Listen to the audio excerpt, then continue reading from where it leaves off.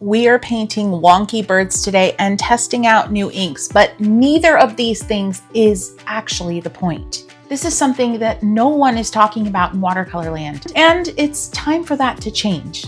I hope you'll sit with me and paint today. Absolutely needs to be attention paid to how you feel physically when you paint.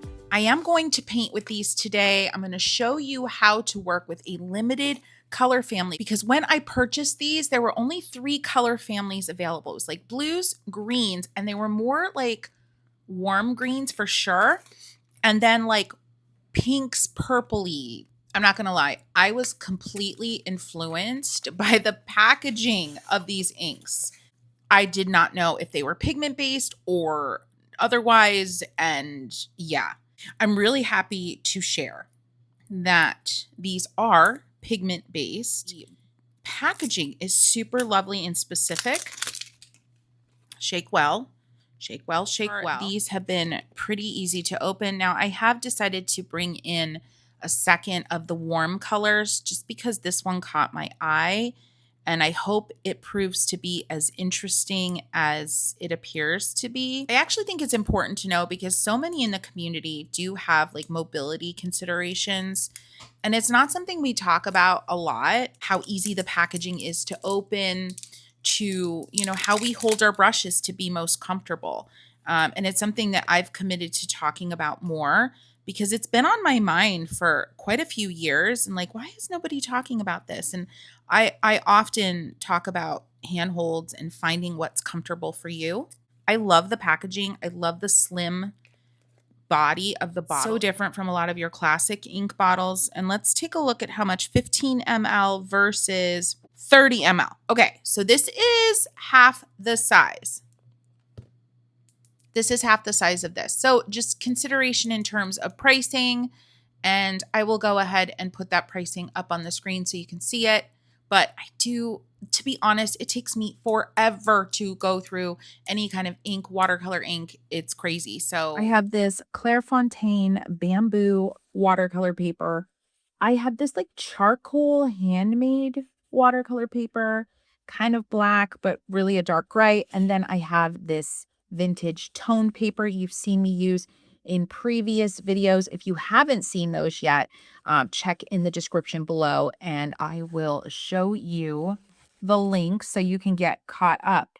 Today we're painting quirky birds, and this is both exercise and finished artwork. I have 4 colors, 2 of which are in the same warm color family. And then this one is a warm green, and this is just our blue hanging out. It's kind of a neutral blue, at least as far as I can tell. First things first with watercolor inks, and that's exactly what these are. These are pigment-based inks, not dye-based. I am reaching off screen here to see what kind of dish I have. All right, we'll just roll with it. I'm going to drop a little in here. And then I'm going to drop a little of this in here. They're going to run into each other, aren't they? The thing with watercolor inks, extremely concentrated, so we shouldn't need a lot of paint to get the job done, or ink, should I say. Just look around the whole bottle, make sure everything is properly shooken or mixed. Our birds today are going to be an exercise in water control and brush handling, so it's kind of a twofer. I am using my 18 round brush. This is a prototype brush that I have been playing with for, gosh, probably almost a year. And it comes to this exquisite point that I love so much. All right. So goofy birds, friends, goofy birds. Now those already mixed together, so we're just going to have to deal. I have my custom palette here with this was a collaboration actually with Izzy Watercolors, Caitlin Bongers, the ceramicist, and myself. We formulated these particular paint colors. But what's great right now is this palette has 4 different wells, so I can add the paint in here and not worry about them running together. Because obviously what I did the first time around was not ideal. I was hoping it would go better than that. We've got them all in there. So we're going to concentrate on how our brush is being held, how it feels in our hand, and finding that comfort place with your hand in your brush. Maybe it's far down here, maybe it's here, maybe it's way out here. I want you to think about your comfort level. It's really important to me, and it should be important to you. Now, look how concentrated this is. I'm, in fact, going to make a larger body of my bird because it is so concentrated, and wow. So you don't need a lot at all. And as a matter of fact, now I'm going to go ahead and just to get this pigment to kind of spread and move, I might lift some of it out, but I'm adding some more water. Maybe you have a small spray bottle. Go ahead and just zhuzh and play. If you kind of felt like you had too much pigment there, like I do, maybe roll your brush as a way of lifting. I am blotting off screen on a little towel. Let me actually move this towel right here so you can see exactly when I'm blotting. Roll. Bindi Desai does the roll. I love how she rolls her pencil, she rolls her brush. If you do not follow Bindi Desai on Instagram and all the places, please, please do. She's just such a wealth of inspiration. Now I'm going to take the blue, less blue, and I'm going to dab some in. Maybe my bird is spotted. All right. Pay attention to where you're holding your brush. I'm holding mine further out. One great thing to do, just so this exercise has some wings and it's not just a one-trick pony, is do a wonky bird with the brush being held way far out, only being held way far out on the end, and then do a wonky bird that you're holding it really tight down towards the bristles. I'm probably going to waver back and forth between the two. I'm going to use my other pink. I'm going to give this bird, oh, that was way too much paint. I'm going to give this bird a head. All right. And I like how that happens, kind of like an accident beak, a beak on accident. And friends, we have a limited palette. So am I worrying about color? Am I worrying about the color looking correct or right? I'm not. And I know that it's not going to look correct or right. Now, I'm thinking ahead to like what I want to do here with this bird's legs and whatnot. So I am going to get a micron, not a super thin one. Number 1. All right, we'll use it. Roll out some of your blue. Roll out some of your blue. Now I have a fan on, so I'm noticing that the color flowering is happening really quickly, but I'm not worried about it because that's not the point. I am paying attention to how I hold my brush. I'll tell you what. I want you to think back to the last time you painted while I'm lifting and rolling my brush here. I'm also noticing that this is staining pretty decently. So I'll be honest, this is feeling less like watercolor and more like ink to me. And it's feeling more like dye-based ink, which is interesting. Slightly annoying, but interesting. But I want you to think back to the last time you painted. And I want you to think about any uncomfortableness that occurred. Were you uncomfortable? Did your hands start to ache? And friends, I am not a doctor. I am not here to try to diagnose something, but I am here to say that there absolutely needs to be attention paid to how you feel physically when you paint. And how you hold your brush could be causing you discomfort, and we want that to end. So I'm going to go in and add some legs. And truly, friends, this whole exercise was quite literally so you could understand how to hold your brush in a way that's most comfortable for you. And it also absolutely was a way for us to get familiar with this new art supply, but in a very unique, fun way that is just different from plain old swatching. All right, I scratched in a couple legs. Now I want to add a beak. I might scribble that in a little. I want to add an eyeball. Look how cute he is. He's just a goofball.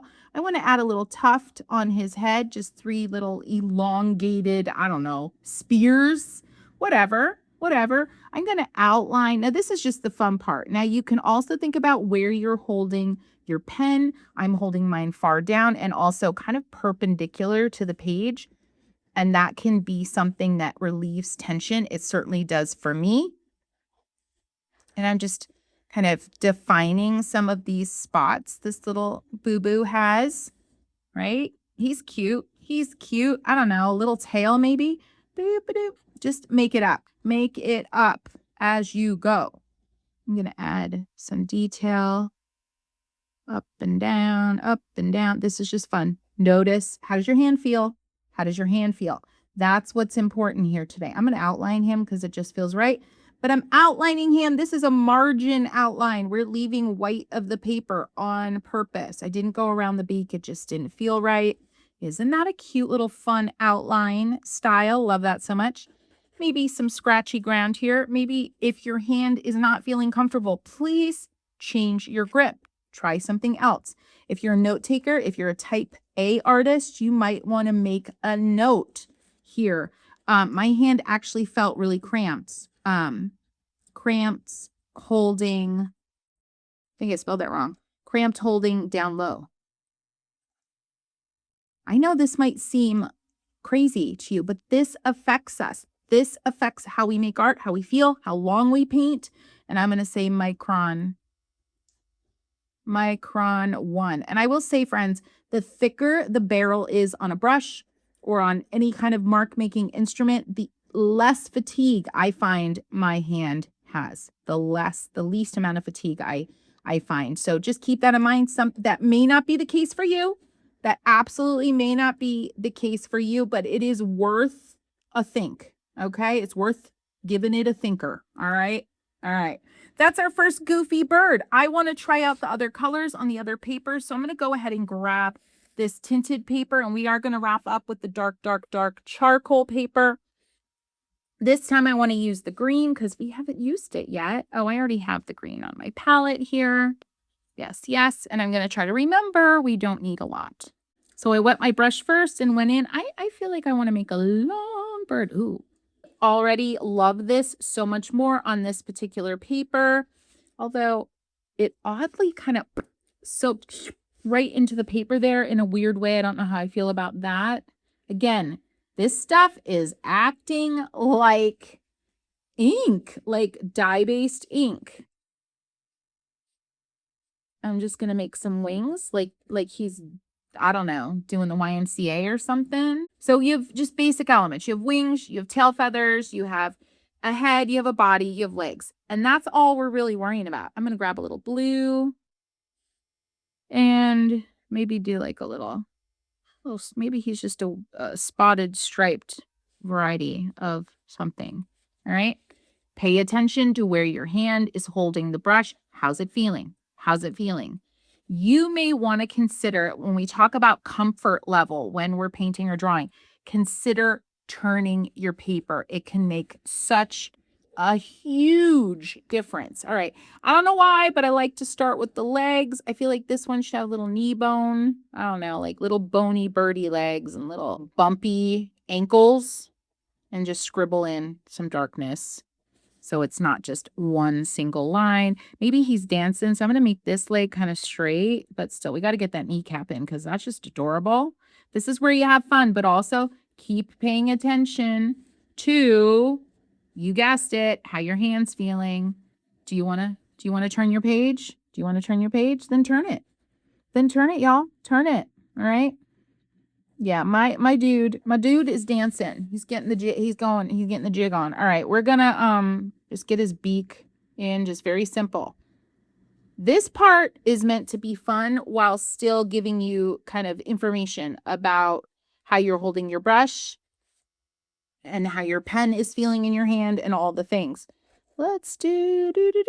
We're just getting him a little crown of feathers, and then he's kind of fluffy. He's fluffy. I used to have birds. I used to have a lovebird named Chili, and he knew he could say my name, and he could say bird, and he could say Chili bird. He was so cute. Yeah. I had him in college, and my roommate, Amy, he was like my best friend. She used to squirt cherry tomatoes at him, and he would get so mad. And he'd go, bird, when she'd squirt them at him. So she kept squirting them at him. Anyway, I digress. Just have fun. I'm just doing some fun outlines. This pen is working great on damp paper, FYI. And this brand is fantastic for doing washes of watercolor over top because it will not, bleed and creep and all the things. So just have fun with your bird, but all the while taking moments to assess how your hands are feeling. Another thing to watch out for is your opposite hand, your non-dominant hand. Are you holding it tight? Are you making a fist? I was making a fist just now and it was getting sore. So just be aware of this. All right, so we have our Clairefontaine paper, my least favorite. I did not like that paper. And then we had this one, which was fun, and these spots kind of blended nicely that initially felt very like permanent. All right. Now I want to see if this has any opacity. I think it will, but not in the way I'm hoping. So we're going to do another little bird here. I'm going to get, this one's going to be blue for sure. If anybody has tried these inks, let me know in comments how you're feeling about them. Are you having similar reaction that I am? I'm rinsing my brush off camera. I don't know. Let's just, oh yeah, this is not opaque at all. Good to know. Good to know. So we're going to get ourselves a little bit of bleed proof white. I'm going to get it out with a clean brush as to not make a mess in my jar. And we're going to go ahead and put that into, I'm going to put it right on here. Oh, wow. Look at how that's soaked in. What is this paper? Anyway, we're experimenting. Put a little on. There we go. Now we can see it. So a little bit of bleed proof white, little dab will do ya. All right, let's get another little dab and we turn this into something more opaque that would work on black paper. And I'm literally mixing on the paper, friends, which you can do. You're allowed. And this is like a wonky circle. I'm not worrying about it being like the first bird I did. It doesn't need to match him. These all, in fact, kind of want these to feel different for you. All right. Going to let that white just kind of hang out in a textural way. I'm going to grab some purple and dab it in. This purple is definitely opaque. I don't know if the other one is. I'm just covering right up what I started with because I really like the way that looks. I'm going to get a little more blue onto my mixing palette. Oh yeah. Yes. I know some people whistle while they work. I sing while I work. Okay, I really love this ink being mixed with bleed proof white. I highly recommend trying it. Any ink you have, go for it. I dabbed into the bleed proof white on this palette and immediately dabbed into my ink to get this kind of effect. I'm loving, I don't know if this is going to remain this kind of dark margin. I doubt it will actually, because yeah, that wouldn't make sense if it remained. And it just looks so cool. I'm loving it on this paper. Love it. Now, what do I want to do with his wings? Do we want like a big wingspan, like whoosh, something like that? How's your hand feeling? Give us a status report. How is your hand feeling? Is there tension? Are you even noticing your hand? Because if you're not noticing your hand, you're probably in a good way. All right. But if you're noticing tension somewhere, change your hand hold. I'm holding mine a little bit more than halfway towards the tip. Just be aware of where you're holding yours and where you might want to try moving it next. Maybe it's not the hand hold, maybe it's the paper angle, right? I'm just getting some white in there straight from the bottle. I'm being dangerous. You can see a little bit of color deposit in there. But, you know, I like to live it on the edge. Yeah, I like to live on the edge a little bit. At least with my art supplies. Not much else. All right. Cutie patootie. Just kind of getting rid of what's left on my brush. Very randomly. Now, I'm not sure how this marker will do on this page. We might need to go something thicker. Let's put the legs in first because that's what we've been doing. Yeah, it's not showing up too hot. Let's do a liner brush, my friends, and the bleed proof white. I got to get more water into this bleed proof white. Got to get a nice consistency. Bleed proof white is like basically a white gouache, like supercharged is how I describe it.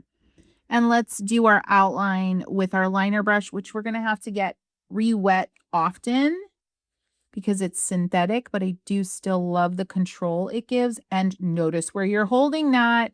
Notice where you're holding that. I often, if not always, hold my liner brushes way far down on the barrel. It gives me a sense of control, but that might not be the case for you. So you kind of have to give it a go. to understand if you're going to be the same as me.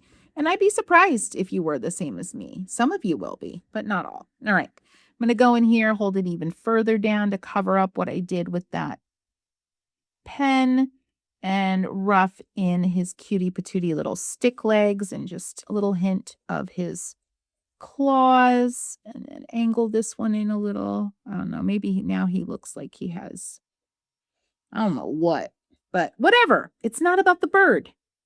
It's not about the bird. It's about your hand. It's about being aware of how your hand feels and trying out different handholds. And it's about trying out these really fun new inks. All right, let's get him some eyeballs. Just kind of swirl and tap those in. And then we need a beak. We need a beak. We need a long kind of, whoops. I went outside the line. Went outside the line. All right. Now I might go back in with my pen and just get a little bit of definition around that beak. Yeah, cute. That's all we needed. Oh, he's cute. Do a little definition here. Could do a little here. It's a little too damp, but he is cute. Friends, I hope you've had a wonderful time. I hope I have broadened your horizons, helped you understand how your hands being comfortable can change the game. I would love for you to try your own birds, your own wonky birds, as an alternative to swatching your new paints. And yeah, share with me on Instagram at Kristy the Painter. Let me see how your little birdie boops turned out. And also get into the comments. Let me know which one's your favorite. Number 1 on white paper, number 2 on toned paper, or number 3. Number 3 is my favorite. I want to go add some gold.